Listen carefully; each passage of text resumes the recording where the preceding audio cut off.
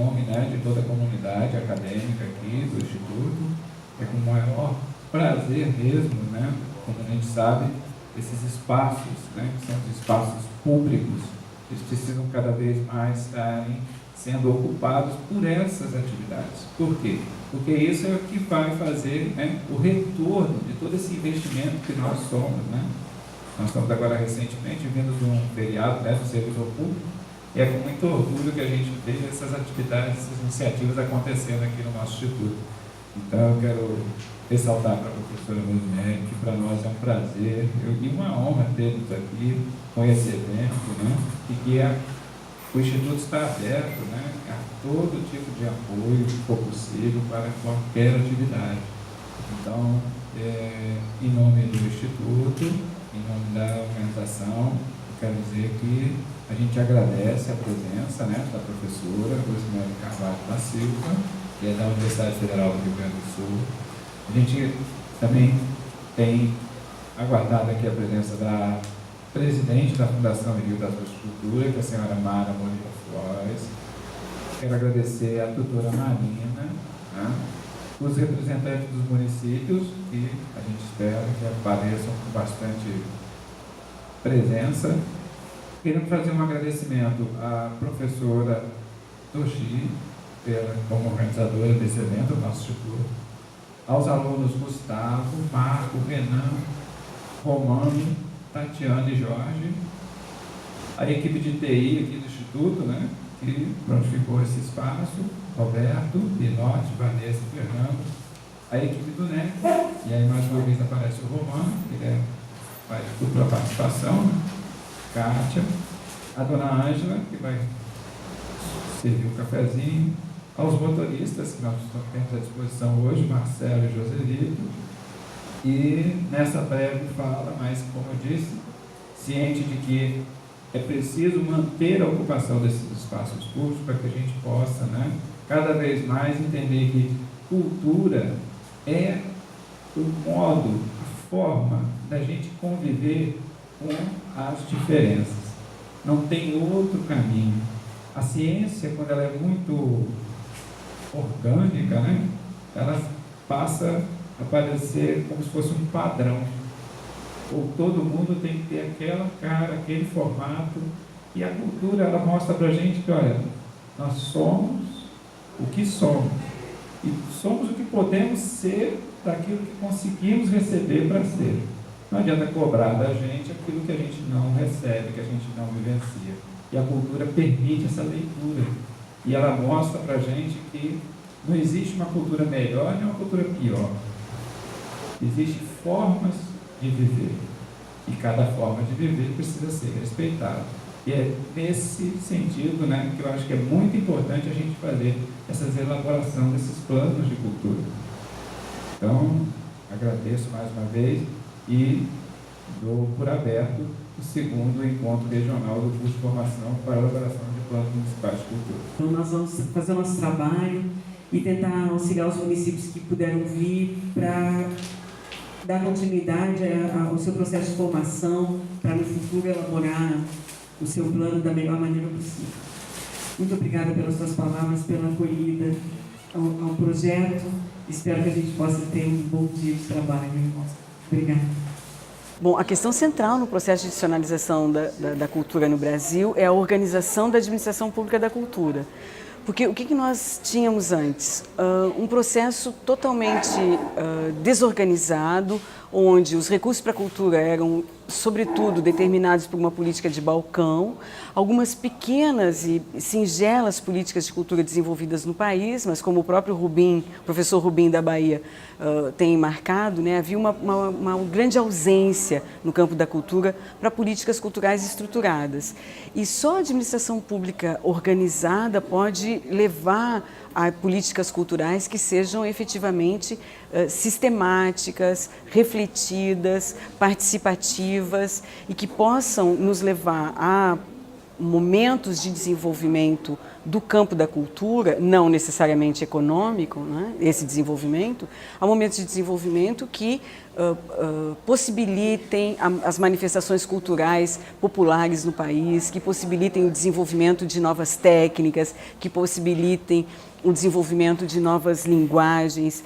E isso é fundamental para que a cultura, que já é riquíssima no Brasil, possa efetivamente se desenvolver.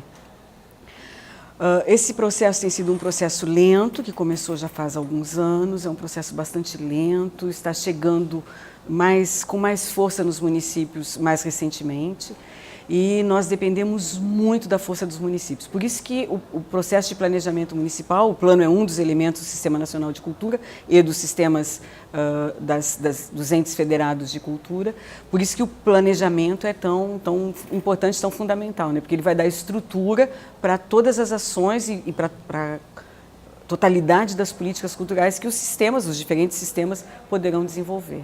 Nós começamos a fazer pesquisa na área de cultura no ano 2000, a partir da formação de um grupo de pesquisa que foi institucionalizado na Universidade Federal de Pernambuco por dois professores, o professor Marcelo Milano Falcão Vieira, a professora Cristina Carvalho. O grupo se chamava Observatório da Realidade Organizacional. Esse grupo se dedicou desde o início, na área de administração, a estudar a cultura, o campo da cultura, especificamente com uma orientação bastante burguesiana. Quando nós começamos, nós não encontrávamos quase que nenhuma informação no campo da cultura e encontrávamos uma administração pública bastante desestruturada. Mas atuávamos, sobretudo, na pesquisa acadêmica, com uma grande vontade, né, com um grande desejo de participar do campo, porque a participação no campo nos proporciona uma visão que a pesquisa distanciada, objetiva, não proporciona. Nós começamos a fazer isso na medida em que o governo federal começou a chamar as conferências de cultura. Então, já num processo de institucionalização do sistema. Ainda não era o sistema, mas já estava nesse processo, porque as conferências já foram todas organizadas em todo o país, em todo o território nacional. Cada um de nós, o observatório foi fundado na Federal de Pernambuco, mas rapidamente ele teve uma base na EBAP-FGV do Rio de Janeiro, na Federal de Santa Catarina, base essa da qual eu participava, juntamente com a professora Heloísa Delagnello. Nós começamos a participar do processo de organização das conferências, eu particularmente na Conferência Municipal e na Conferência Estadual, na Conferência Municipal de Florianópolis e na Conferência Estadual em Santa Catarina, e começamos a nos aproximar cada vez mais do campo. A professora Cristina Carvalho também foi participar das conferências, e essa aproximação com o campo nos levou a uma aproximação necessária com o Ministério, porque no campo da cultura o Estado é um agente central. Então, claro que aquele início muito rico de políticas culturais que estavam borbulhando na gestão Gilberto Gil no MINC, nos levou a uma aproximação com o Ministério. Nós fizemos um primeiro projeto, trabalhamos num primeiro projeto em Santa Catarina, na tentativa de fazer um piloto para indicadores de cultura. Naquele momento eu estava dedicada à análise de indicadores de cultura nos principais países que possuem um sistema de indicadores. E esse piloto foi coordenado pela Fundação Catarinense de Cultura, com um antropólogo muito competente, chamado Eugênio Lacerda. E fizemos esse primeiro experimento, esse primeiro piloto. O MINC se interessou pelo trabalho do observatório e convidou a professora Heloísa. Nesse momento eu já tinha migrado para a Federal do Rio Grande do Sul, na qual também instalamos o observatório. E a professora Heloísa foi convidada a coordenar o processo de assistência técnica para a elaboração dos planos estaduais de cultura. Então é um processo longo, assim, né? Nós chegamos na formação municipal através de um processo longo. A professora Heloísa me convida para participar da assistência técnica aos estados. Fizemos um projeto de 3, 4 anos, atendendo todos os estados do país, mais o Distrito Federal, que quiseram participar do processo. Então, acho que nós chegamos a 24 estados atendidos, 23 estados mais o Distrito Federal, que elaboraram os seus planos de cultura. E, bom, então, todos os estados que quiseram a assistência técnica a tiveram. Nesse mesmo momento, a Federal da Bahia estava coordenando o processo de assistência técnica a um grupo de municípios, de alguns municípios selecionados e as capitais, para a elaboração dos planos municipais de cultura. Como nós temos um número muito grande de municípios, dado o território nacional, a Bahia concluiu, juntamente com o Ministério da Cultura, que seria muito mais adequado fazer um processo de formação, estabelecer um processo de formação para que nós pudéssemos atingir um contingente maior de administradores públicos da cultura e também de representantes da sociedade civil.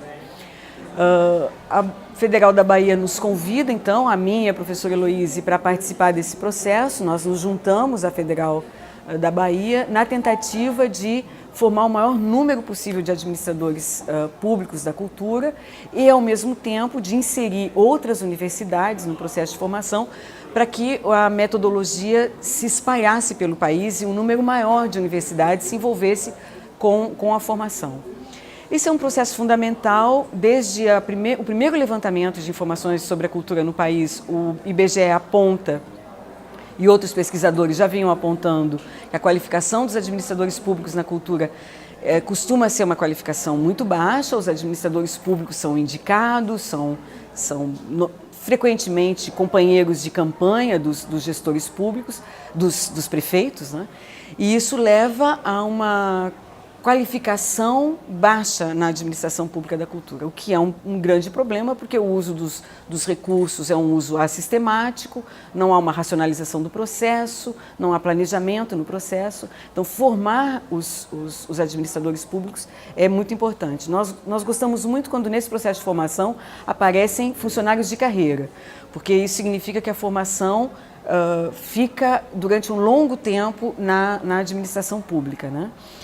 Mas consideramos que também é muito importante formar os políticos vinculados à cultura. Então, aqueles que frequentemente atuam como secretários de cultura ou diretores de cultura, né? Relevar esse processo de formação aos diferentes municípios do país, me parece, é o nosso modo de contribuir para a institucionalização do campo da cultura, né? Notadamente para a institucionalização da administração pública da cultura. Como eu disse antes, o Estado é um agente central no campo da cultura, logo, institucionalizar, profissionalizar, qualificar a administração pública da cultura é a melhor forma que nós encontramos, pelo menos nesse momento, de contribuir com o campo da cultura no país. Entendo que esse processo de formação é fundamental para que a cultura possa efetivamente ter um sistema nacional de cultura formado pelos diferentes entes federados e possibilitar ao país ter políticas de cultura sistemáticas, longínquas, ou como o MINC tem utilizado, políticas de Estado para a cultura.